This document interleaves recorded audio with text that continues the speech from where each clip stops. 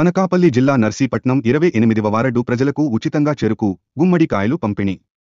Narsipatnam municipality 28వ ward ప్రజలకు చెరుకు, గుమ్మడికాయలను సోమవారం వార్డ్ కౌన్సిలర్ డబ్బిరు శ్రీకాంత్, టీడీపీ నేతలు పంపిణీ చేశారు.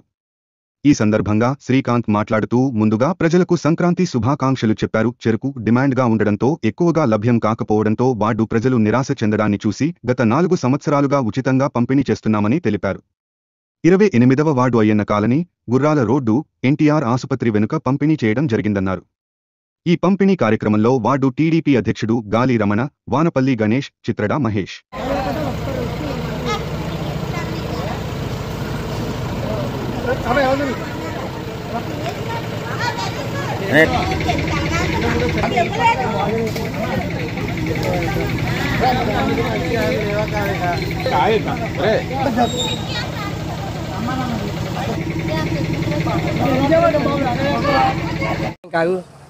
అందరికీ నమస్కారం అండి.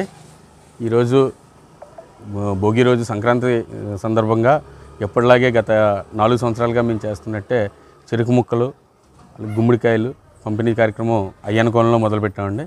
అలాగే మా కార్యకర్తలు, మా నాయకులు కొంతమంది గుర్రాల రోడ్లో కూడా మొదలుపెట్టి గుర్రాల రోడ్డు గచ్చు వీధిలో కూడా ఇస్తున్నారు. నేను ఈ కార్యక్రమానికి అయ్యన్న కోలని రావడం జరిగింది.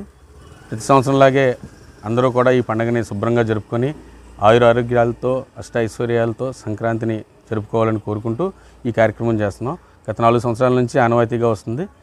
దాన్ని ఈ సంవత్సరం కూడా కొనసాగింపుగా పూర్తి చేసామండి.